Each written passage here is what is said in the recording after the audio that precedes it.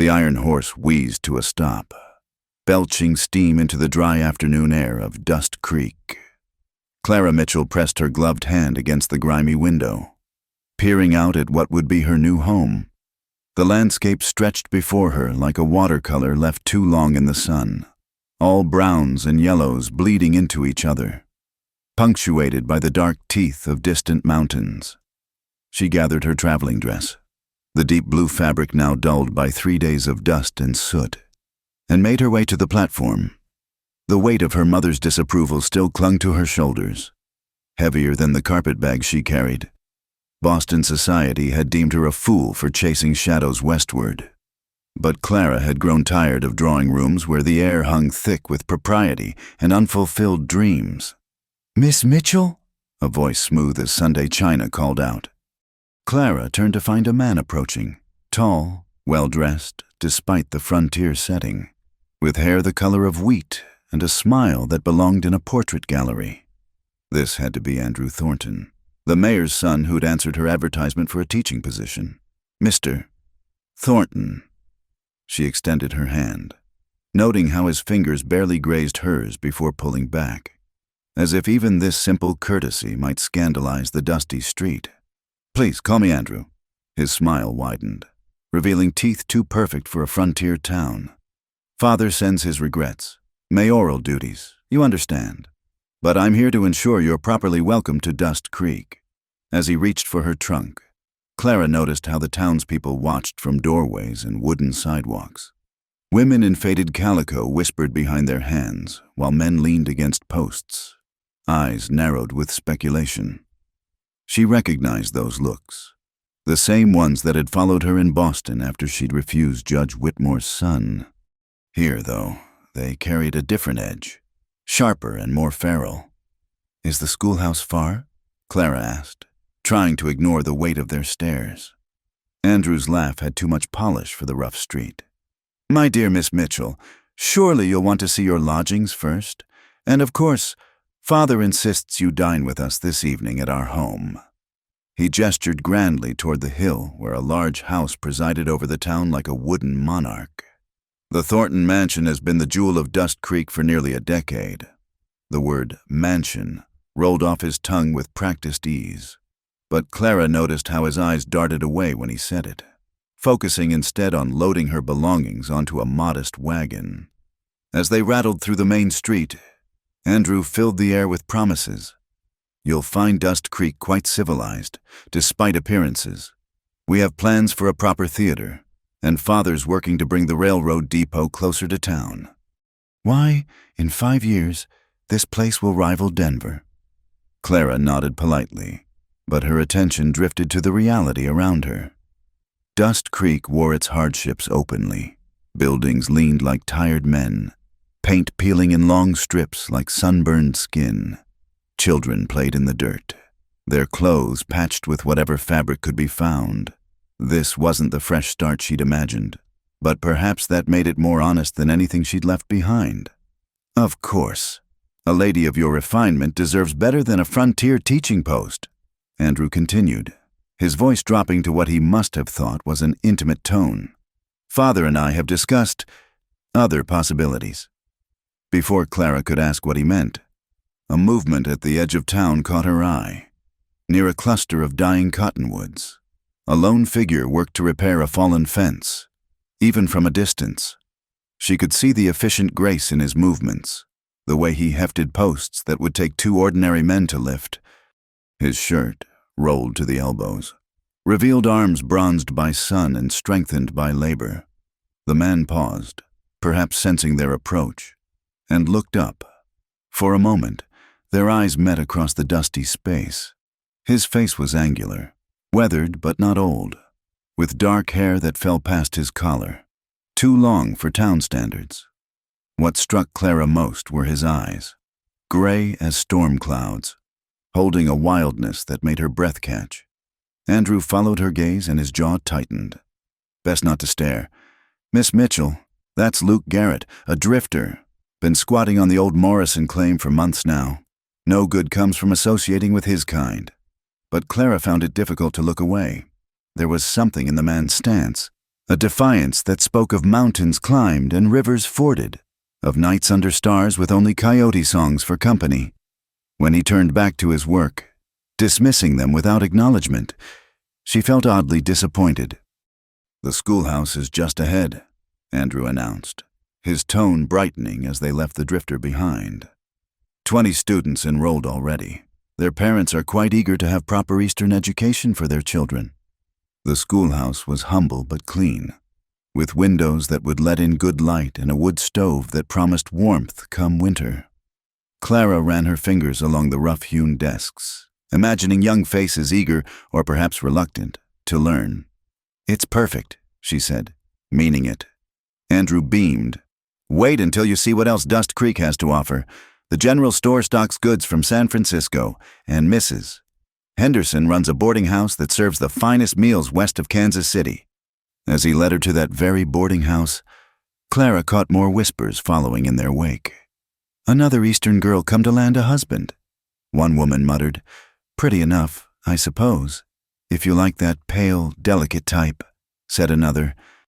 "The mayor's boy seems taken with her already." Clara kept her chin high, a skill perfected through years of Boston society. Let them think what they would. She hadn't traveled 2,000 miles to live by anyone's expectations but her own. Mrs. Henderson, a sturdy woman with steel-gray hair and knowing eyes, showed her to a small but clean room. Suppers at 6, breakfast at dawn. No gentlemen callers after 8, and church on Sundays isn't optional in this town. "I understand," Clara replied, though she wondered if understanding and agreeing were the same thing. When Andrew finally took his leave, promising to return for the evening meal at his father's house, Clara stood at her window watching the sun sink toward the mountains. The dying light painted everything gold and crimson, transforming the shabby town into something almost magical. Her eyes found their way back to the cottonwoods where she'd seen the drifter, Luke Garrett. Andrew had said, the fence stood repaired now, straight and strong against the coming night. The man himself was gone, but something of his presence lingered, like the scent of sage after rain. "The mayor's son promised a mansion," she whispered to herself, thinking of Andrew's grand gestures and grander promises. But as darkness crept across the valley, and somewhere a wolf howled its loneliness to the stars, Clara wondered what promises a drifter might make, if he made any at all. She shook her head at such fanciful thoughts. She'd come west for independence, not to trade one set of chains for another. Yet, as she prepared for dinner at the Thornton mansion, she couldn't quite forget those storm-gray eyes and the untamed spirit they held. The wind picked up as night fell proper, rattling her window and bringing with it the scent of dust and distant rain. Somewhere out there, beyond the reaches of civilization's grasp, freedom waited.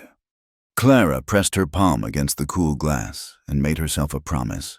Whatever Dust Creek held for her, she would meet it on her own terms, even if those terms led her down paths that proper society would never approve. The morning sun cast long shadows as Andrew arrived at Mrs. Henderson's boarding house, his boots polished to a shine that seemed almost defiant against Dust Creek's perpetual layer of grime. Clara had been up since dawn, preparing lessons for her first day at the schoolhouse, but Andrew insisted she needed a proper tour of the town first. "Education can wait another day," he said with that practiced smile.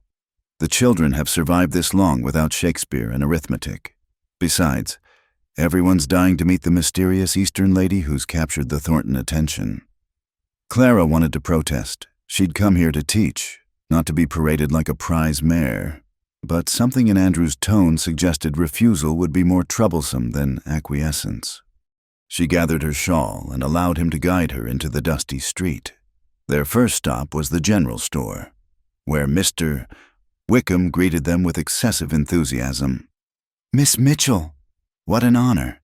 Andrew's told us so much about you. Boston, wasn't it? My cousin lived in Boston once. Said the harbor smelled something awful in summer." As Andrew steered conversation toward his father's plans for bringing prosperity to Dust Creek, Clara found herself studying the shelves.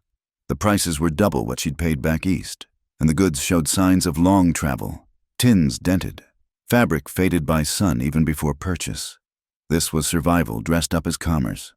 Father's negotiating with the railroad company, Andrew was saying.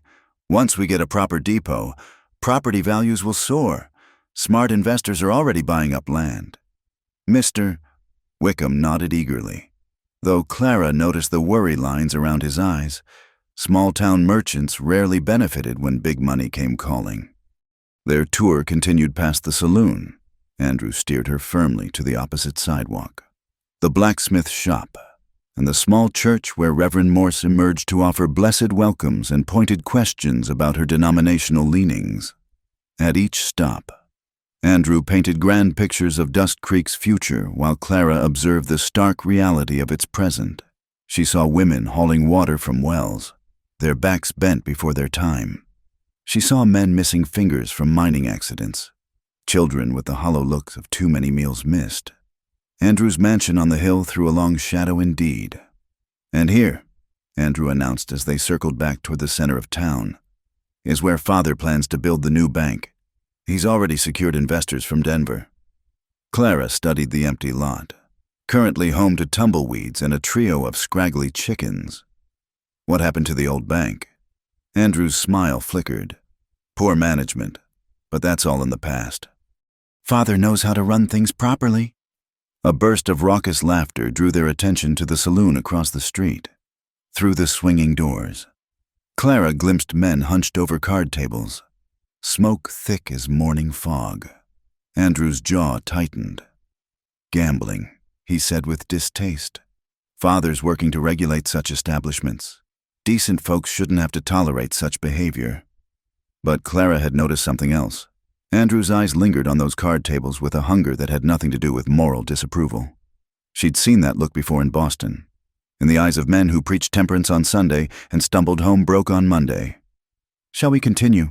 she suggested gently. Relief washed over his features. "Yes, of course. I want to show you the site where we'll build the new school. The current one is merely temporary." As they walked, Andrew spoke of concerts and social gatherings, of bringing culture to the frontier. Clara nodded at appropriate intervals, but her mind wandered. The morning heat was building, pressing down like an iron. Dust devils danced in the street, and somewhere a dog barked its displeasure at existence. Then she saw him. Luke Garrett stood near the livery stable, negotiating with the blacksmith over what appeared to be horseshoes. His hat was pushed back, revealing features carved sharp by wind and weather. When he gestured, his movements held an economy of motion that spoke of man comfortable in his own skin. Andrew followed her gaze, and his entire demeanor shifted. "Come, Miss Mitchell. Nothing of interest there." But Clara found herself slowing. "Mr. Garrett seems to be a capable man. Has he been in Dust Creek long?" "Too long," Andrew muttered. Then, louder, "He appeared last winter, squatting on land that doesn't belong to him. Father's been patient, but there are limits. Surely if the land is abandoned, property rights must be respected." Andrew interrupted. "Otherwise, we're no better than savages." He took her elbow, steering her away. "Besides, men like Garrett are dangerous. No roots, no responsibilities. They drift in and out, taking what they want." Clara glanced back to find Luke watching them. When their eyes met, he touched his hat brim, a gesture somehow more intimate than Andrew's entire morning of hand-holding. Then he turned back to his business, dismissing them as thoroughly as he had yesterday. The rest of the tour blurred together. Andrew showed her his father's house up close. It was indeed the largest building in town, though mansion stretched the truth considerably. Paint peeled from its western face, and several windows were boarded over. "We're renovating," Andrew explained quickly. "Father believes in maintaining standards." Inside, the house felt like a mausoleum decorated by someone who'd read about wealth but never experienced it. Heavy furniture crowded rooms too small to hold them. Portraits of stern-faced ancestors glared from walls, while dust motes danced in shafts of light. Mayor Thornton himself appeared for the promised luncheon, a man who wore authority like an ill-fitting suit, constantly adjusting and readjusting his position. He questioned Clara about her family, her education, her intentions in coming west. "We must be careful," he said, cutting his beef with precise movements. "Dust Creek attracts all sorts. Some come with genuine purpose. Others—" He let the implication hang. "I assure you, Mayor Thornton, my purpose is simply to teach." Of course. Though a young woman of your qualities might find other opportunities here. Wouldn't you agree, Andrew?" Andrew's smile held something desperate. "Father's right. Dust Creek needs founding families, people with vision, people who understand civilization." After the meal, which sat heavy as lead in Clara's stomach, Andrew walked her back to the boarding house. The afternoon sun beat down mercilessly, and Clara felt her careful Eastern composure wilting like lettuce in drought. "There's to be a social Saturday evening," Andrew said as they reached her door. "Dancing, refreshments. Father insists you attend as our special guest." "That's very kind, but I won't take no for an answer." His hand lingered on hers a moment too long. "Dust Creek may seem rough now, but with the right people, the right investments, Father and I have such plans. Clara, such wonderful plans." After he left, Clara sat at her window watching shadows lengthen across the valley. The promised mansion, the future prosperity, the founding families. It all sounded so familiar. Different landscape, same cage. As twilight approached, she gave into restlessness and ventured out for air. Mrs. Henderson's disapproving glare followed her, but Clara needed to move, to think, to breathe something that didn't smell of promises and propriety. Her feet carried her without conscious direction toward the edge of town. The dying light transformed everything, softening harsh edges, painting the world in shades of gold and purple.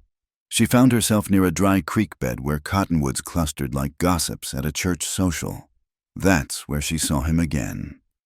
Luke Garrett knelt by what remained of the stream, filling a canteen from a small pool. His horse waited nearby, a rangy bay that looked like it could run forever. Man and animal both had that same quality, self-contained, complete, needing nothing from the world but what they could carry. He looked up at her approach, showing no surprise. "Miss Mitchell." "Mr. Garrett." She stopped at a proper distance, though propriety seemed absurd out here, where jackrabbits and sagebrush made the only society. "I didn't mean to intrude. Creek belongs to nobody, or everybody, depending on how you see it." He stood, moving with that fluid grace she'd noticed before. "You're out late for an Eastern lady." The boarding house was stifling. His eyes held amusement. The town or the building? Clara surprised herself by laughing. "Both, I suppose." They stood in silence that should have been awkward but wasn't. The last light caught in his eyes, turning them silver as moonlight on water. "Andrew Thornton seems taken with you," he said finally. "Andrew Thornton seems taken with many things, including other men's money at the card table." Luke's voice held no judgment, just fact. "Though he'll tell you different?" Clara felt pieces clicking into place. Andrew's hungry looks at the saloon, his father's tight control, the renovation that never seemed to progress. "You know this how?" "I watch, listen. Man survives by knowing what's around him." He gestured toward town. "Dust Creek's full of promises. The mayor's son promised a mansion. I hear." The words startled her. Had he been listening to her thoughts? But his expression held only mild curiosity. "Among other things," Clara admitted. Luke smiled then, a real smile that transformed his weathered features. "The drifter offers a cabin and his untamed heart, if you dare." The words hung between them like a challenge, a question, a door opening onto possibilities Clara hadn't imagined. She felt she should be scandalized, should retreat to safety and propriety. Instead, she found herself stepping closer. "That's a bold offer to a stranger. Sometimes strangers see clearest." He shouldered his canteen, preparing to leave. "Your Eastern ways won't serve you here. Miss Mitchell, desert doesn't care about manners or money. Only what's true survives." He swung onto his horse with practiced ease, then looked down at her. "That canyon trail, 2 miles north, leads to the old Morrison place. Sometimes a man's there at sunset. Sometimes he's got coffee on. Then he was gone. Horse and rider disappearing into gathering darkness like smoke on wind.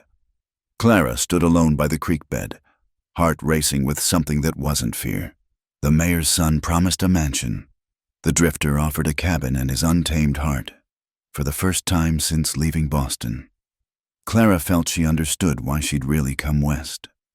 The whispers started before Clara even reached the schoolhouse Monday morning. Mrs. Henderson had seen her returning after dark. The banker's wife had spotted her near the creek talking to that drifter. By the time she opened the schoolhouse door, every child in Dust Creek knew Miss Mitchell was either brave or foolish, possibly both. "My mama says you're hunting for a husband," announced Sally Perkins. "Age 9 and already practiced in the art of social warfare?" Clara arranged her books with steady hands. "Then your mama will be disappointed. I'm hunting for students who can master their multiplication tables. Shall we begin?" But the damage was done. Throughout the morning, she felt the weight of judgment pressing through the windows. Mothers who'd promised to help with the school suddenly remembered urgent tasks. The Reverend's wife dropped by to offer guidance about maintaining proper reputation in a frontier town. By lunch, Clara's carefully constructed composure was fraying. She dismissed the children early and sat alone in the empty schoolhouse, wondering if she'd traded Boston's suffocation for Dust Creek's stranglehold. A knock interrupted her thoughts. Andrew entered without waiting for permission, his face showing the strain of damaged pride. "I heard about your evening walk," he said, closing the door behind him. "Clara, may I call you Clara? You must understand how things work here. Your reputation is my own concern." Clara finished quietly. "No." Andrew moved closer, and she smelled whiskey beneath his cologne. "Not when you're seen with men like Garrett." "Not when Father and I have plans?" "Your plans are not mine, Mr. Thornton." His face flushed. "You think you're above us? Some Boston princess gracing us with her presence? Well, let me tell you something about your precious drifter." The door burst open. Little Tommy Morrison stood panting, eyes wide. "Miss Mitchell! They're saying in town, cowboys from the Double Bar are drunk and causing trouble. My sister's scared." Clara pushed past Andrew without a word. In the street, she could hear the commotion, rough voices, breaking glass, a woman's cry. 3 cowboys, dust-covered and whiskey-bowled, had cornered Mrs. Chen outside the general store, making sport of her accented English and modest dress. "Go back to China," one slurred. "This is American town." Clara's temper, held in check through days of whispers and judgment, finally snapped. She strode forward, placing herself between Mrs. Chen and the men. "Gentlemen," she said, voice carrying the ice of Boston winters, "I believe you've lost your way. The saloon is behind you." The largest cowboy, a man with tobacco-stained teeth and mean eyes, leered at her. "Well now, boys, Eastern lady wants to play." He reached for her arm. Clara stepped back, but his companions moved to flank her. The street had cleared, townspeople watching from windows and doorways, but none willing to intervene. "Leave the ladies be." Luke Garrett's voice cut through the tension like a blade. He stood in the middle of the street, relaxed but ready, hand nowhere near the gun on his hip, but somehow more dangerous for it. 3 against 1, the drunk cowboy laughed. "You fixing to die for some proper Eastern miss?" "No dying today," Luke said mildly. "You boys are going to apologize to these ladies and ride on. Only question is whether you do it standing or lying down." Something in his eyes must have penetrated their whiskey haze. The cowboys muttered half-hearted apologies and stumbled toward their horses. As they mounted, the leader called back, "This ain't over, drifter." "It never is," Luke replied. The town exhaled collectively, Mrs. Chen squeezed Clara's hand in thanks before hurrying away. The spectators began emerging, buzzing with fresh gossip. Mayor Thornton himself appeared. Andrew at his side, both faces dark with anger. "Mr. Garrett," the mayor said coldly, "we don't need your kind of help in Dust Creek. We have law and order, Where was that law when 3 drunks were threatening women? Clara interrupted, surprising herself with her vehemence. The mayor's eyes narrowed. Miss Mitchell, you're new here. You don't understand. I understand enough. She shot back. I understand that, mister. Garrett acted when others only watched. Including your son, Luke added quietly. Andrew's face went purple. How dare you? Andrew! The mayor's voice held warning. To Clara, he said, you do well to choose your associations carefully. Miss Mitchell, Dust Creek has no place for those who disrupt our community standards. After they left, Clara found herself alone with Luke on the dusty street. Her hands trembled now that danger had passed. You all right? He asked. Yes, thank you. He studied her with those storm-gray eyes. You stood up for Mrs. Chen. Not many would. It was only decent. Decency's rare as water out here. He paused. Those cowboys ride for Jake Morrison. He thinks that land I'm on belongs to him. Does it? A slight smile. Depends who you ask. I filed on it legal after the Morrisons abandoned it. But law and what's legal don't always match in towns like this. They walked without planning to, ending up again at the cottonwoods. The afternoon sun slanted through leaves, creating patterns of light and shadow. Clara knew she should return to the boarding house, knew this would only fuel more gossip. But something held her there. Why stay? She asked. You could go anywhere. Luke picked up a stone, turned it in his fingers. Man runs his whole life. He forgets what standing still feels like. That cabin, that piece of land, first place that felt like somewhere instead of just between. The mayor won't give up. Neither will Andrew. No. He skipped the stone across a shallow pool. Question is, what do you want? Clara Mitchell. The use of her first name should have been improper. Instead, it felt like recognition. I came here to teach, to be independent. That what you're doing? Being independent? His tone held no mockery, only curiosity. Clara thought of Andrew's promises, the town's expectations, the cage bars already forming around her. I don't know anymore. They stood in comfortable silence as shadows lengthened. Finally, Luke said, that trail I mentioned. I'll be there tomorrow at sunset. Coffee's rough and the cabin's rougher, but it's honest. He left her there among the cottonwoods, walking back to town alone, but somehow less lonely than before. That evening, the boarding house dining room buzzed with scandal. Clara ate in silence while conversation swirled around her. Bold as brass, standing in the street with that drifter. Poor Andrew. Imagine, after all his kindness, mark my words, she'll learn. They all do. Mrs. Henderson set Clara's plate down with extra force. Mr. Thornton asked me to give you a message. The social on Saturday? Your invitation's been withdrawn. For your own good, he says. Clara met the woman's eyes steadily. Please thank Mr. Thornton for his consideration. Later, alone in her room, she stood at the window watching stars emerge in the vast western sky. Somewhere out there, a wolf howled, lonely but free. Tomorrow, a trail led north to a cabin where a man made coffee and promises he might actually keep. The mayor's son had promised a mansion, but those promises were crumbling like adobe in rain. What the drifter offered, a cabin and his untamed heart, suddenly seemed more solid than all of Andrew's grand plans. Clara touched the glass, feeling the cool desert night beyond. She'd come west seeking freedom. Now she understood that freedom meant choosing which chances to take, which trails to follow, which promises to believe. Tomorrow at sunset, she would learn what truth looked like in the shape of a rough cabin and rougher coffee, served by a man who wore loneliness like armor but whose eyes held depths she was only beginning to fathom. The town could whisper. Let them create their stories and judgments.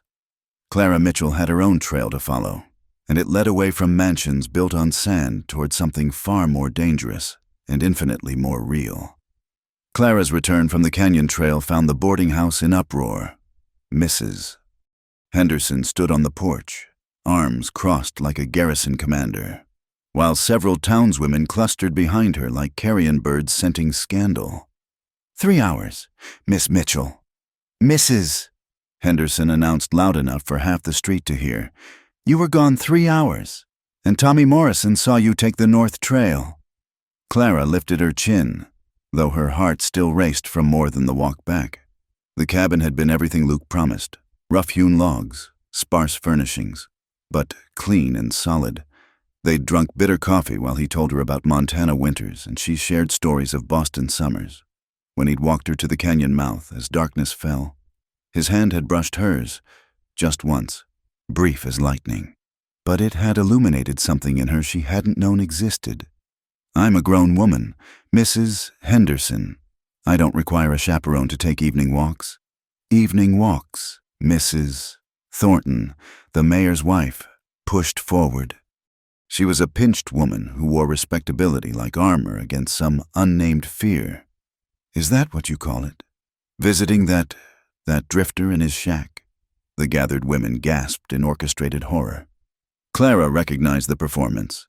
She'd seen its like in 100 Boston drawing rooms. But here it had teeth. I visited a neighbor, Clara said evenly. We discussed the weather and drank coffee. Hardly the scandal you're painting. You have no idea. Mrs. Thornton hissed. What you're dealing with. That man is dangerous. He's already turned Andrew against his own father with his lies. What lies? Clara couldn't help asking. The mayor's wife colored. Never you mind. Just know that if you continue this association, there will be consequences. Inside her room, Clara's hands shook as she unpinned her hair. The threats were real. She could lose her position, her lodging, any hope of independence. But stronger than fear was the memory of Luke's quiet voice describing sunrise over the Rockies. The way his rare smile transformed his face. The feeling of being truly seen for the first time. The next morning brought consequences swift as summer lightning. Only 5 children appeared for school. The others, their mothers explained through tight smiles, were needed at home or feeling poorly. Clara taught her handful with determined cheer, but the message was clear. At lunch, Reverend Morse arrived with concerned counsel about proper boundaries and the appearance of evil. The banker stopped by to mention that the school's funding came from civic-minded citizens who expected certain standards. Even Mr. Wickham at the general store suddenly couldn't extend credit for teaching supplies. But it was Andrew who delivered the sharpest cut. He appeared as Clara locked the empty schoolhouse, his face haggard and eyes bloodshot. You've ruined everything, he said without preamble. Do you know what you've cost me? Clara noticed his disheveled appearance, the tremor in his hands. Andrew, are you well? Well, he laughed bitterly. I owed money, just a temporary situation. I had a system at the cards, but now Father's cut me off.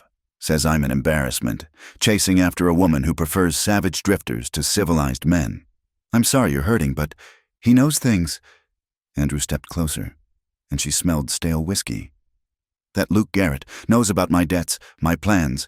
Probably told you, didn't he? Turned you against me with his lies. No one turned me against anyone. Andrew, you should go home. His face twisted. Home? To that mansion you mocked? Oh, yes. I heard about that too. Nothing secret in Dust Creek. He grabbed her wrist. You could have had everything. I would have given you.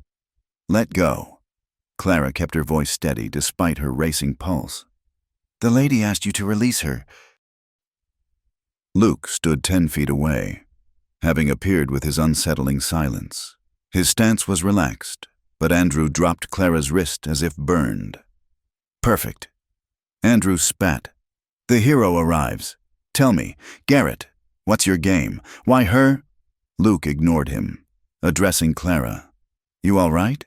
She nodded, rubbing her wrist. Andrew looked between them, understanding dawning in his eyes. You're in love with him, he said wonderingly. The proper Boston lady's in love with a nobody. Go home, Thornton, Luke said quietly. Sleep it off.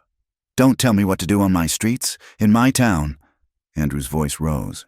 You think you've won? My father will see you run off or hanged, and her... He turned back to Clara with ugly satisfaction. No decent woman in this town will speak to you. You'll be worse than the saloon girls. At least they're honest about what they are. He stumbled away, leaving Clara and Luke in the dusty street. Around them, curtains twitched and shadows moved behind windows. The whole town was watching, judging, condemning. I should walk you back, Luke said. No. Clara surprised herself with her firmness. That would only make things worse. Things are already worse. His gray eyes held concern. This is my fault. I should have stayed clear of you. Don't. She stepped closer, not caring who saw. Don't you dare apologize for the only honest thing in this town. Something shifted in his expression. Clara, I know what I'm risking. My position, my reputation, your safety. His jaw tightened. Jake Morrison rode in today with his men. They're asking questions about the Eastern woman who stood up for the Chinese lady. And Andrew's been drinking with them, running his mouth about you and me. Fear touched her spine with cold fingers. But Clara pushed it aside. I won't be driven off by threats. Brave words. Luke studied her face. But this isn't Boston. Men like Morrison don't fight with words and social cuts. As if summoned by his name. Jake Morrison himself rounded the corner with 3 of his cowboys, the same ones from the incident with Mrs. Chen. Morrison was a thick-set man with pale eyes that reminded Clara of a rattlesnake. Well, well, Morrison drawled. The drifter and the schoolmarm. Quite a pair. Luke shifted subtly, putting himself between Clara and the men. Morrison, thought you were heading back to the double bar. Changed my mind. Heard interesting things about you in the saloon. Seems you've been filing papers on land that don't belong to you. Abandoned land is open for claiming. You know the law. Morrison smiled, revealing tobacco-stained teeth. Law's a funny thing out here. Sometimes it needs interpretation. His gaze slid to Clara. This your woman? Garrett? The one teaching Chinese lovers to stand up to American men? Mrs. Chen has lived in Dust Creek longer than you've been in the territory. Clara said before Luke could answer. Listen to her, Morrison laughed. Got yourself a fighter. Garrett, question is, how far will she go for you? The threat hung in the air like smoke. Luke's hand didn't move toward his gun, but something in his stance made Morrison's men shift nervously. We're done here, Luke said. For now, Morrison agreed. But this ain't over. That land's mine by rights, and I aim to have it. You'd best think about moving on. Take your Eastern woman with you before something unfortunate happens. After they left, Clara realized she was trembling. Luke touched her elbow gently. Come on, I'll walk you back, and I don't care who sees. But when they reached the boarding house, they found Clara's trunk on the porch. Mrs. Henderson stood in the doorway like an avenging angel. I run a respectable establishment, she announced. I'll not have women of questionable character under my roof. Mrs. Henderson, please. Your rent's paid through the week. That's 3 days to find other arrangements. The door slammed with finality. Clara stared at her trunk, reality crashing over her like a flash flood. She was alone, reputation ruined, threats gathering like storm clouds. The schoolhouse would be closed to her by morning. She knew it as surely as she knew her own name. There's a cabin, Luke said quietly beside her. It's rough, but it's shelter. Clara turned to him. This man who offered simple truths in place of grand promises. The mayor's son had promised her a mansion, but that dream lay in ruins at her feet. What Luke offered, a cabin and his untamed heart, was dangerous, scandalous, probably foolish, but it was also real. Yes, she said, lifting her chin against the watching eyes of Dust Creek. Yes, I'll come. As Luke hefted her trunk and led her toward the canyon trail, Clara didn't look back. Behind them, curtains fell closed and tongues began to wag. By morning, everyone would know that the Eastern schoolteacher had chosen the drifter over respectability. Let them talk. She was done with their small fears and smaller minds. Ahead lay a rough cabin and an uncertain future, but also truth. freedom, and a man whose storm-gray eyes promised nothing but himself. It was enough. More than enough. It was everything.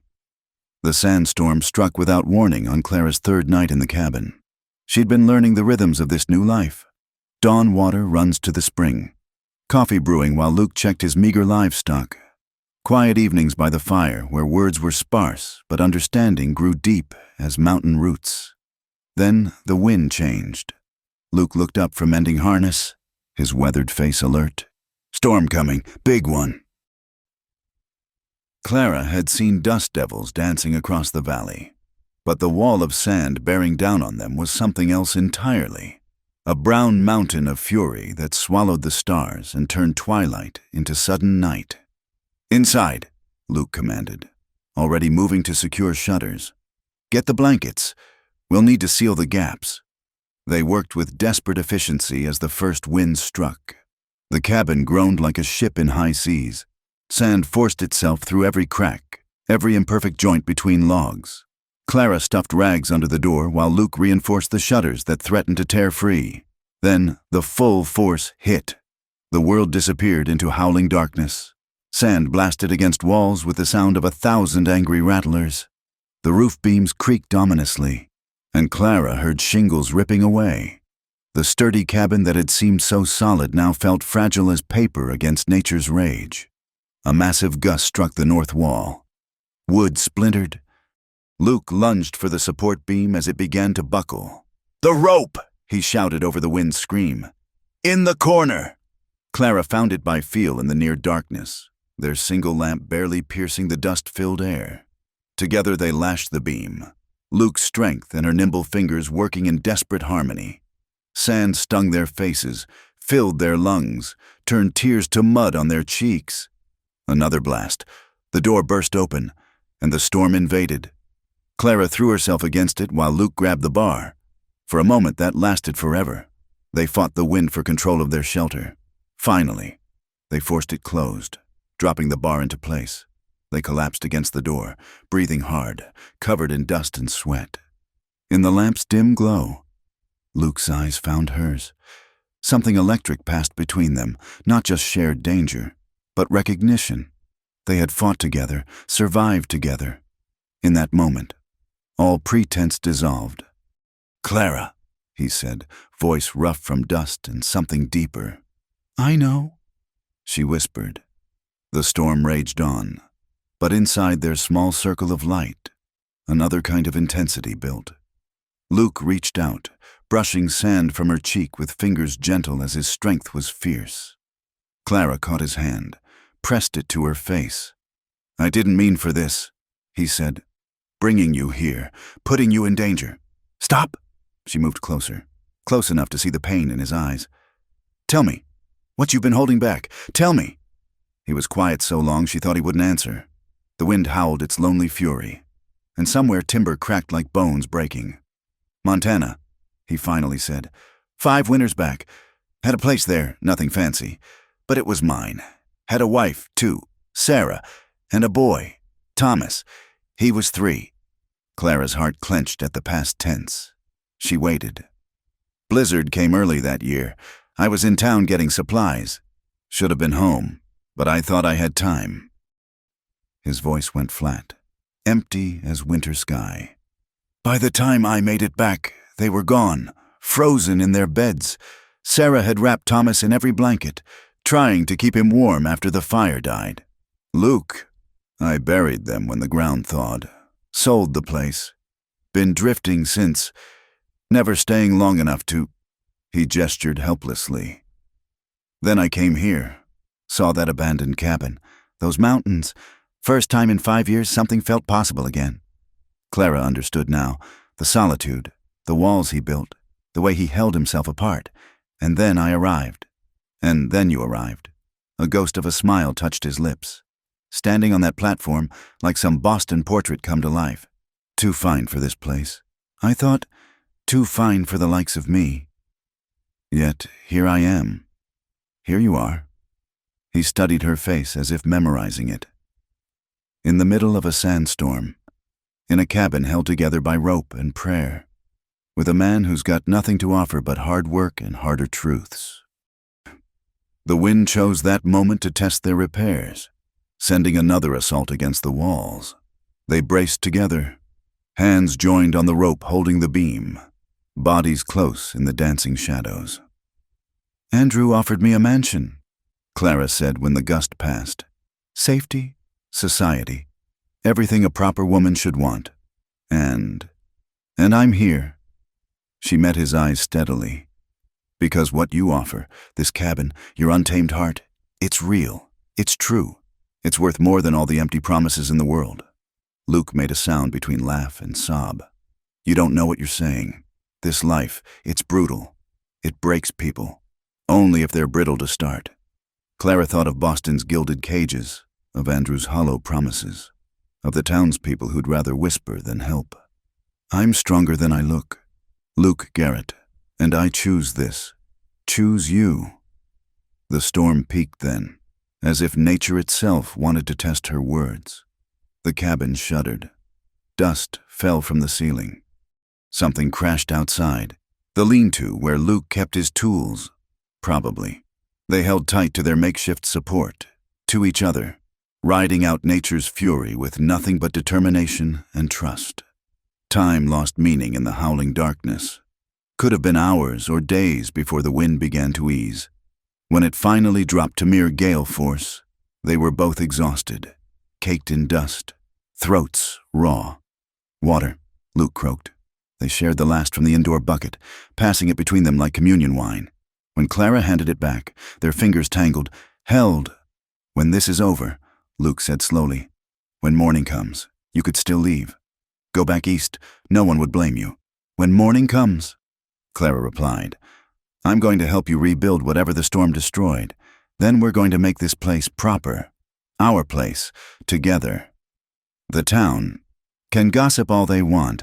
I'm done living for other people's opinions. Morrison won't give up. He'll make trouble. Then we'll face it, together." Luke pulled her close then, and she rested against his chest, feeling his heartbeat strong and steady beneath the dust and sweat. His arms encircled her, and for the first time since leaving Boston, Clara felt truly home. "I love you," he said simply. "God help me. I tried not to, but I do. I love you too," she whispered against his shirt. "Have since you offered me terrible coffee and honest words." They held each other as the storm gradually spent itself, leaving only the occasional gust to rattle their battered shelter. When dawn finally broke, filtering through cracks in gray-pink light, they were still entwined, dust-covered and exhausted, but unbroken. Luke stirred first, pressing his lips to her tangled hair. "Sun's up." Clara didn't want to move, didn't want to face whatever destruction waited outside. "Come on, Boston. Let's see what we're working with." They opened the door to a transformed world. Sand drifted against the cabin walls like snow. The lean-to was indeed gone, scattered across the canyon. One of the chickens pecked forlornly at buried feed, but the cabin stood. Their shelter had held. "We survived," Clara said wonderingly. "We did." Luke surveyed the damage with practical eyes. "Lost some shingles, the lean-to, probably the vegetable garden, but nothing that can't be fixed." Clara looked out over the sand-scoured landscape to where the mountains stood eternal, dawn painting them rose and gold. The storm had passed. They'd faced nature's worst and each other's truths, and emerged stronger. "It's beautiful," she said. Luke followed her gaze, then looked down at her, dusty, disheveled, but smiling. "Yes," he agreed. "Beautiful." They began then, working side by side to reclaim their small holding from the sand. As the sun climbed higher, burning off the last of the storm haze, Clara understood that this was what she'd truly come west to find. Not comfort or safety, but partnership forged in struggle. Love proved in hardship. A life built on truth rather than pretense. The mayor's son had promised a mansion.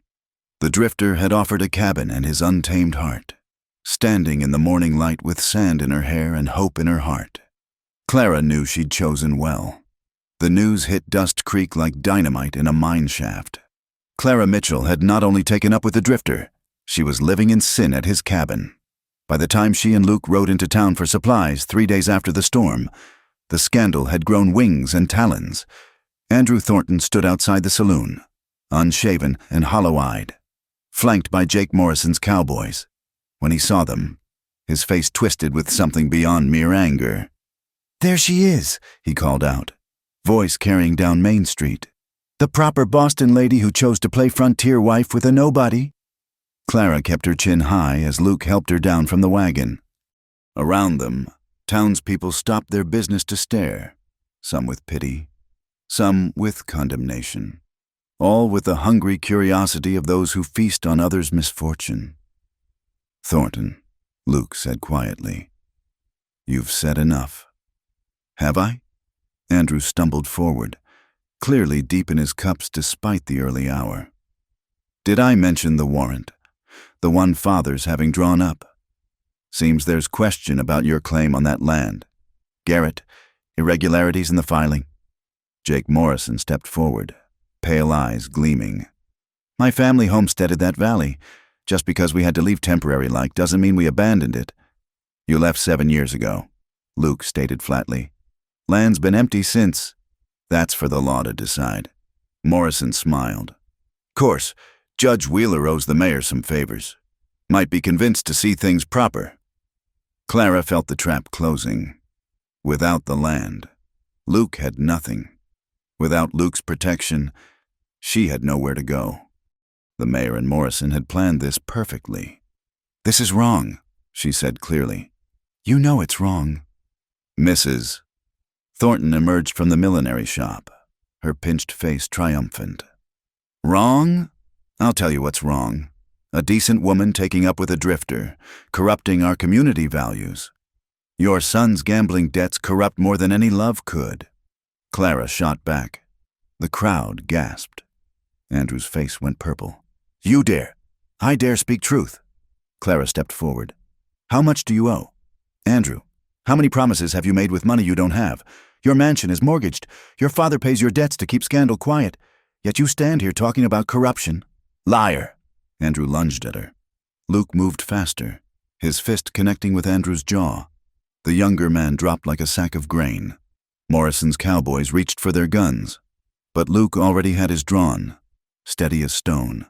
"Nobody moves," he said calmly. "We're leaving, peacefully." But Clara saw Sheriff Dixon pushing through the crowd, and his allegiance to the mayor was well known. "Can't let you leave. Garrett, disturbing the peace. You'll need to come with me." "He was defending," Clara began. "I saw him strike the mayor's son." Dixon's hand rested on his pistol. "That's assault in my book." Luke holstered his gun slowly, eyes never leaving Morrison's men. "All right, Sheriff, but the lady goes free." "The lady," Dixon said with distaste, "can go where she pleases, though where that might be now." He shrugged. As they led Luke away, Clara caught his eyes. He mouthed one word: "Wait." But waiting proved impossible. Within an hour, Mayor Thornton himself appeared at the general store where Clara tried to purchase supplies on credit. "Mr. Wickham won't be extending credit to your kind," the mayor said smoothly. "Nor will anyone else in this town." "My kind?" Clara faced him squarely. "You mean women who refuse your son's advances?" "I mean women who choose to live outside the bounds of civilized society." His eyes were cold as winter stone. "You had your chance, Miss Mitchell. Andrew would have given you everything. Andrew would have given me nothing but debt and disappointment." The mayor's facade cracked. "That drifter killed a man in Montana. Did he tell you that? Shot him dead over a card game." Clara's heart stuttered, but she kept her voice steady. "I don't believe you. Telegraph came this morning. Sheriff there remembers him well. Course, it was self-defense. They said, but a killer's a killer." He leaned closer. "That's who you've thrown away your reputation for. A man with blood on his hands and no future but the hangman's noose when Morrison's through with him." Clara left without the supplies, her mind spinning. Luke had told her about loss, about pain, but murder. Yet, even as doubt crept in, she remembered his gentleness, his grief over his lost family. Whatever had happened in Montana, she knew Luke's heart. At the jail, Sheriff Dixon lounged outside, picking his teeth. "Can't let you see him. Miss Mayor's orders. Please, just for a moment. Orders are orders." But his deputy, young Sam Collins, looked uncomfortable. "Though I might step inside for coffee. Powerful dusty today." When Dixon disappeared, Sam glanced around nervously. "You got 2 minutes. Miss, he's in the back cell." Clara found Luke sitting on a narrow bunk, face bruised from rough handling. When he saw her, he rose quickly, hands gripping the bars. "You shouldn't be here." "Where else would I be?" She covered his hands with hers. "The mayor said he claims you killed a man in Montana." Luke's jaw tightened. "I did." Clara's breath caught, but she didn't pull away.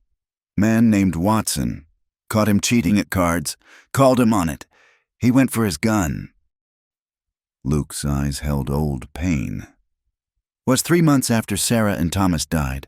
I was drinking heavy, looking for fights. Found one. Self-defense. Legal, yeah. But I wanted that fight. Wanted to hurt something the way I was hurting." He looked down at their joined hands. "That's the man you're standing by. Clara, one who's got ghosts and blood following him." "The man I'm standing by," Clara said firmly, "is the one who defended Mrs. Chen, who rescued me from drunken cowboys, who held a cabin together through a sandstorm and trusted me with his truth." Luke's eyes glistened. "Clara, time's up," Dixon's voice boomed. But Clara wasn't finished. She raised her voice so the gathering crowd outside could hear. "I stand by Luke Garrett because he's the only honest man in this town. And if that makes me a scandal, so be it." She swept out past the gawking faces, past the whispers and judgment, her head high despite her racing heart. In the street, she nearly collided with someone unexpected. Reverend Morse. "Miss Mitchell." The minister looked troubled. "I've been praying on this situation. Have you come to condemn me too, Reverend?" "I've come to bear witness." He glanced around, then spoke quietly. "I was traveling through Wolf Creek, Montana 5 years ago. Heard about the Watson shooting. What Luke told you was true. Self-defense against a known cheat and gunman. But more than that." He paused. "I also heard about the man who gave his last dollar to a widow, who worked 3 months without pay to help rebuild a church. That was Luke Garrett, too." Clara felt tears prick her eyes. "Will you tell Sheriff Dixon?" "The mayor?" "I'll tell anyone who'll listen. But Miss Mitchell..." His kind face grew grave. "Mayor Thornton has power here, and Morrison has guns. Truth doesn't always win against such odds." As if summoned by his name, Jake Morrison appeared with 6 of his cowboys, all armed. They stationed themselves around the jail like wolves around a lamb. "Just making sure the prisoner don't escape," Morrison called out cheerfully. "Wouldn't want a killer running loose." Clara understood the threat. Any attempt to free Luke would end in bloodshed. The town watched, some sympathetic but none brave enough to stand against the combined power of money and violence. That night, alone in the damaged cabin, Clara sat by the fire planning desperately. The circuit judge would arrive in 3 days, if Mayor Thornton had his way. Luke would hang for a killing that wasn't murder or lose the land that gave him hope. Either way, they were running out of time. But Clara Mitchell had not come west to surrender at the first sign of trouble. She'd found truth and love in this harsh land, and she would fight for both with every weapon at her disposal. The mayor's son had promised a mansion built on lies. The drifter had offered a cabin built on truth.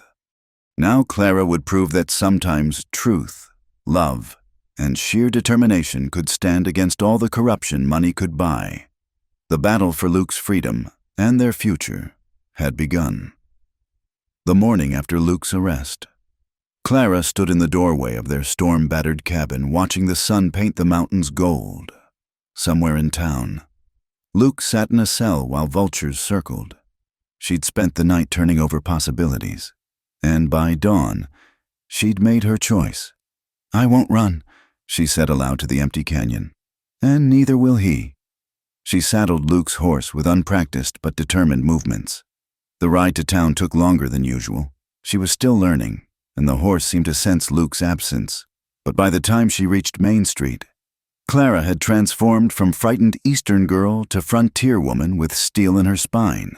Her first stop was unexpected, the Chinese laundry where Mrs. Chen worked. The woman's eyes widened, seeing Clara arrive. "Miss Mitchell." "You should not be here. Not safe for you." "Mrs. Chen," Clara said urgently. "I need your help. And your husband's." What followed was a conversation in broken English and gestures. But understanding bloomed. The Chens had suffered under the town's prejudice for years. They knew about standing against powerful men who bent law to their will. Next came the blacksmith, Jonas Cooper, the man who'd sold Luke horseshoes the day Clara first saw him. Cooper was a taciturn giant who'd kept neutral in town politics. But Clara had noticed something others missed, the careful way he dealt with Luke, the respect in his nod. "Can't get involved," Cooper said, not meeting her eyes. "Morrison's got too many guns." "I'm not asking you to fight," Clara replied. "Just to speak truth when the time comes, about Luke's character, about the work he's done." Cooper's massive hands stilled on his hammer. "Man helped me re-roof after the winter storms. Wouldn't take payment." A pause. "I'll think on it." The pattern continued through the day. Clara visited every person Luke had quietly helped. The Mexican family whose well he'd dug, the widow whose fence he'd mended, the old prospector he'd shared supplies with during the lean months. Most turned her away, but some listened. A few promised to consider. At the general store, she found an unexpected ally, Mrs. Wickham pulled her aside while her husband dealt with customers. "That medicine you had Luke bring us last winter when little Sarah was sick," the woman whispered. "Doctor said it saved her life. I haven't forgotten." By afternoon, Clara had planted seeds of doubt about the town's narrative, but she knew it wasn't enough. She needed something stronger, evidence that Morrison's claim was false, that the mayor's corruption ran deeper than gambling debts. That's when young Sam Collins, the deputy, found her at the boarding house where she'd gone seeking information. "Miss," he said nervously, glancing around. "I shouldn't be here, but there's something you should know. I've been looking through the land records. Morrison's claim, it's dated wrong. Looks like someone changed it recent-like." Clara's heart leaped. "Can you prove it?" "Not without losing my job, maybe my life." Sam twisted his hat. "But there might be another way. The original records are kept at the county seat. If someone were to ride there..." "How far?" "Day's ride. Hard pushing. Trials in 2 days." Clara calculated quickly. She could make it, but barely. And leaving meant abandoning Luke when he needed her most. But without those records... "Miss Mitchell..." Sam leaned closer. "There's more. I heard Morrison's men talking after the trial. No matter how it goes, they plan to make sure Luke doesn't leave town alive." Ice formed in Clara's stomach. "We have to get him out. Can't. Sheriff's watching close, and Morrison's men are camped outside. It'd be a bloodbath." That night, Clara made her choice. She penned a quick note and slipped it through the jail window during the changing of the guard. Luke's eyes met hers through the bars, understanding and protest warring in their depths. "Trust me," she whispered. Then she was gone, riding hard into the darkness toward the county seat and their only hope. The journey tested every skill Luke had taught her, and several she invented on the spot. Clara had never ridden so far, so fast. By dawn, she was sore beyond description, covered in trail dust, but still moving. The horse, Luke's horse, seemed to understand the urgency, finding reserves Clara didn't know existed. She reached the county seat as the clerk was opening the records office. The man, thin and officious, looked scandalized at her appearance. Dusty, disheveled, alone. "I need to see land records for the Morrison claim near Dust Creek," she gasped. "Young woman, you can't simply..." Clara slapped gold coins on his desk, her last savings from Boston. "Now, please." Greed won over propriety. Within an hour, Clara held the proof, original documents showing Morrison had abandoned the claim 8 years ago. and Luke's filing from the previous year. Completely legal. More importantly, she found records of other land deals, all benefiting Mayor Thornton and Morrison, all with suspicious alterations. "I need copies," she said.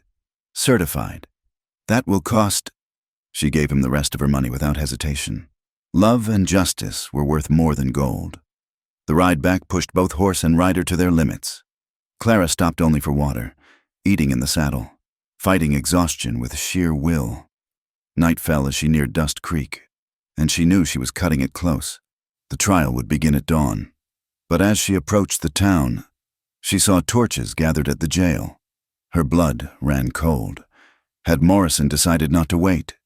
She tied the horse outside town and crept closer on foot. What she saw made her heart sink and soar simultaneously. A crowd had gathered, not Morrison's men, but townspeople. The Chens were there, along with a Mexican family, the widow, even Jonas Cooper. They stood silent witness as Reverend Morse read from his Bible. "And the truth shall make you free." Morrison's cowboys watched nervously. They were outnumbered now, and killing required darkness and secrecy. This quiet crowd, bearing witness, had robbed them of both. Clara pushed through to where Mrs. Wickham stood with several other women. "We decided," Mrs. Wickham said simply. "Maybe we can't fight, but we can watch. We can remember." Dawn came too soon and not soon enough. Judge Wheeler arrived, a thin man with calculating eyes who owed his appointment to political favors. Mayor Thornton smiled as proceedings began in the packed courtroom. The charges were read: assault, disturbing the peace, and now added, murder in Montana and illegal claim to land. Luke stood straight despite days in jail, his eyes finding Clara's across the room. Morrison testified first, spinning tales of his family's rightful claim.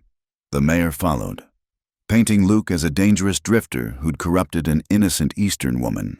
Andrew, sporting a magnificent bruise, claimed unprovoked attack. Then Reverend Morse stood, "Your Honor, I'd like to speak to the defendant's character." What followed was testimony Clara hadn't expected. One by one, people rose. Jonas Cooper spoke of Luke's honesty in business. Mrs. Chen, through her husband's translation, told of Luke's defense of her dignity. The widow mentioned fence posts that appeared mysteriously after storms, always when Luke had been passing by. Judge Wheeler looked increasingly uncomfortable. This wasn't the quick conviction he'd been promised. Then Clara rose. "Your Honor, I have documents." The courtroom erupted. Mayor Thornton shot to his feet. "This woman has no standing. She's a witness," Judge Wheeler said slowly. He might be corrupt, but he knew when too many eyes were watching. "Present your evidence." Clara handed over the certified copies. "The original land records, Your Honor, showing Mr. Morrison abandoned his claim 8 years ago, and Mr. Garrett filed legally last year. Also," she paused dramatically, "records of other land transactions you might find interesting." The mayor's face went white as he recognized what she held. Proof of his corruption, his illegal deals, his manipulation of town records. Judge Wheeler studied the documents, calculating rapidly. The crowd watched. The town newspaper editor scribbled notes. Too many witnesses now for a simple burial of truth. Based on this evidence, the judge said carefully, charges of illegal land claim are dismissed. The Montana incident was ruled self-defense by that jurisdiction. As for assault, he looked at Andrew, then at the bruised faces of Morrison's cowboys. Seems there's been violence enough on all sides. Charges dismissed. The crowd stirred, murmuring, but Clara wasn't done. "Your Honor," she said clearly, "there's the matter of false charges, imprisonment of an innocent man, and attempted theft of legal property." Wheeler's eyes narrowed. "Young woman." "I'm not finished." Clara turned to address the packed courtroom. "I came to Dust Creek seeking a new life. I found corruption wearing respectability's mask, but I also found truth, courage, and love. The mayor's son promised me a mansion built on lies and debt. Luke Garrett offered a simple cabin and his untamed heart, honest gifts from an honest man." She looked directly at Mayor Thornton. "I choose the cabin. I choose truth, and I choose the man who stands for both, despite all your attempts to destroy him." "Clara," Luke said softly, wonderingly. She turned to him, tears streaming down her dust-stained face. "I told you I wouldn't run. Neither of us runs. We stand and fight and build something real." Judge Wheeler banged his gavel, eager to end this disaster. Case dismissed, court adjourned. As Luke walked free, the crowd parted. Some still whispered, still judged, but others nodded respectfully. The Chens smiled. Jonas Cooper offered a massive hand to shake. Outside, Morrison and his men mounted up, faces dark with fury. "This ain't over, Garrett." "No," Luke agreed, arm around Clara. "But it's different now. You're not facing one man, you're facing a community." And indeed, as Morrison's cowboys rode out, they faced a gauntlet of silent witnesses, people who'd found courage in Clara's example, who'd remembered what standing for truth meant. Mayor Thornton emerged last, Andrew beside him. Father and son looked diminished, their power cracked if not broken. "You've made a mistake," the mayor said coldly. "Both of you." "No," Clara replied. "We've made a choice. The only mistake was thinking your promises meant anything." As the Thorntons retreated to their peeling mansion, Luke turned to Clara. "You rode to the county seat, alone?" "I told you I was stronger than I looked." He kissed her then, there in the middle of Main Street, in front of God and gossips and everyone. When they broke apart, he was grinning. "Marry me," he said. "Today, now. Make this honest in every way." Clara laughed, exhausted and exhilarated. "Yes, though I warn you, I'm keeping the cabin. No mansions for us. Just truth," Luke agreed, "and an untamed heart or two." As Reverend Moore stepped forward, already reaching for his prayer book, the sun broke fully over the mountains. A new day in Dust Creek, a new chance for truth to take root in hard soil. The mayor's son had promised a mansion. The drifter had offered a cabin and his untamed heart. In the end, love and courage had built something stronger than either. 1 year had passed since the trial that changed Dust Creek forever. Snow lay thick on the pine branches, transforming the harsh landscape into something from a fairy tale. Inside the cabin, their cabin now, expanded with a proper bedroom and a kitchen that didn't leak, Clara sat by the fire, writing. "December 15th, 1878, she penned. "The school has 30 students now. Even some of Morrison's former cowboys send their children, having settled down to farm after their boss fled to California." Luke entered, stamping snow from his boots, his arms full of firewood. A year of regular meals and Clara's care had filled out his frame, though his eyes still held that wildness she loved. "Letter from your sister?" he asked, kissing her temple. "Yes, she still can't believe I'm happy here." Clara set down her pen, turning into his embrace. "She keeps asking when I'll come to my senses and return to civilization. And I tell her I've found something better than civilization. I've found home." Through the window, she could see Dust Creek spreading in the valley below. The town had changed too.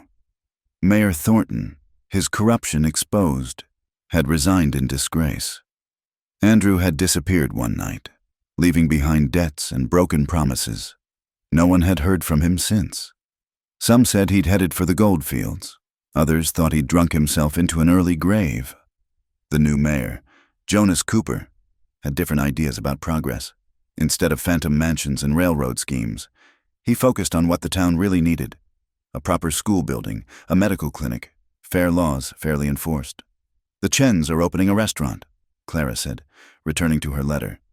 "Mrs. Chen asked if I'd teach her daughters English in exchange for cooking lessons." Luke chuckled.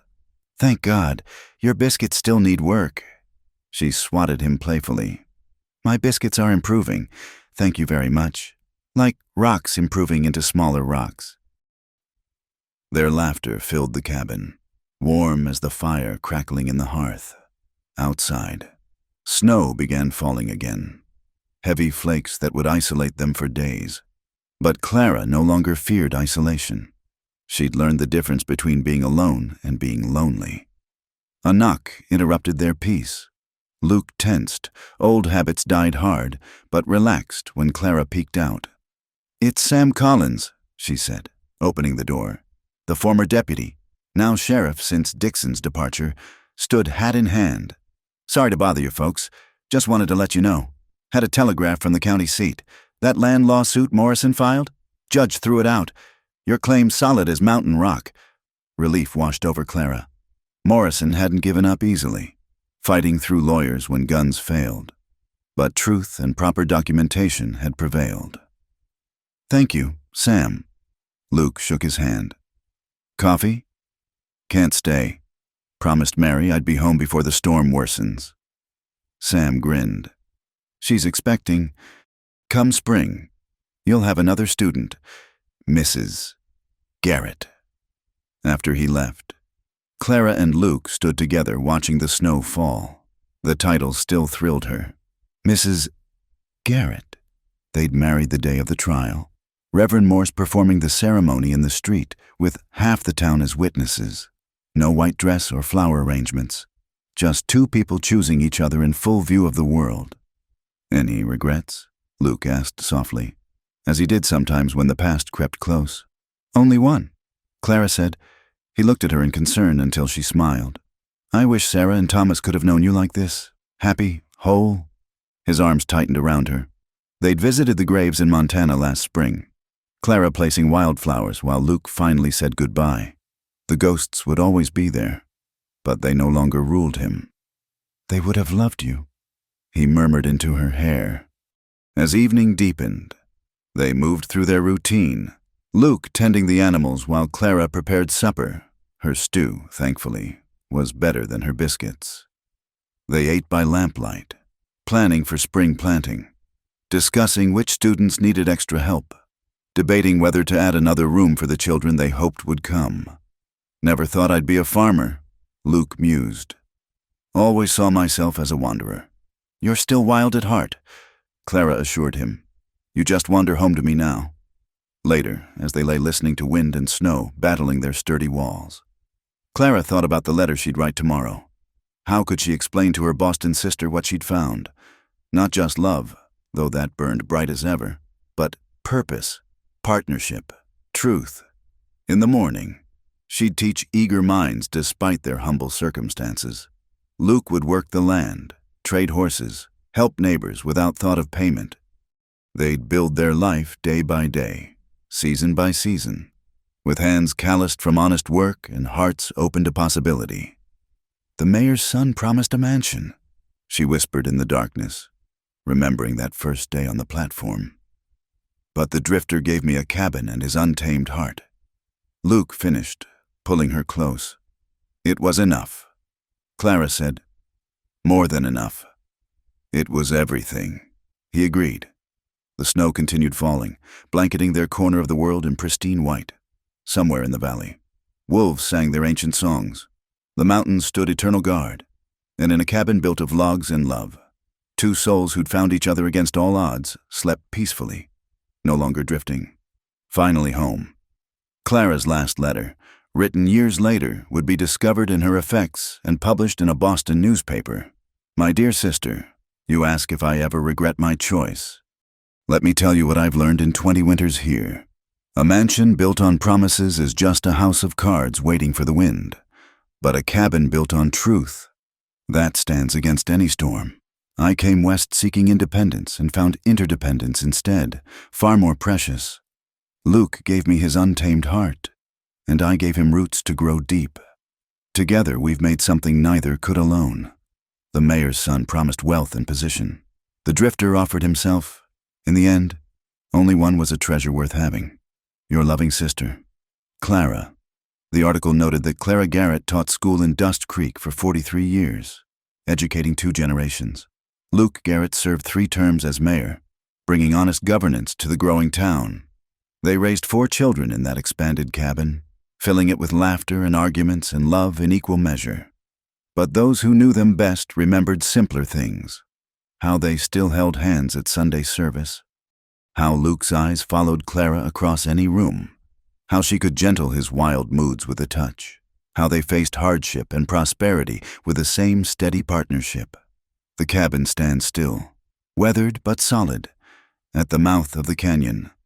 Lovers sometimes ride out to see it, drawn by the legend of the Eastern lady and the drifter, the mansion promised and the cabin chosen. They touch the old logs reverently, making wishes on a love story that became larger than its parts, because in the end, that's what the best stories do. They remind us that true worth isn't found in what's promised, but in what's truly given. Not in mansions built on shifting sand, but in cabins rooted in stone-deep truth, not in tamed hearts that beat to society's drum, but in wild ones that choose, again and again, to come home. The mayor's son promised a mansion. The drifter offered a cabin and his untamed heart, and love, as it always does when given room to grow, made them both rich beyond measure. Thank you so much for listening to this Wild West love story. I hope Clara and Luke's journey touched your heart as much as it touched mine while sharing it. Where are you listening to this story from? I'd love to know, whether you're in a bustling city dreaming of frontier freedom, or perhaps in a small town that reminds you of Dust Creek. Please subscribe to the From Wild West channel and share your thoughts in the comments below. Did you choose the mansion or the cabin in your own life? What did Clara's courage mean to you? Let's share our stories and keep the spirit of the Wild West alive together.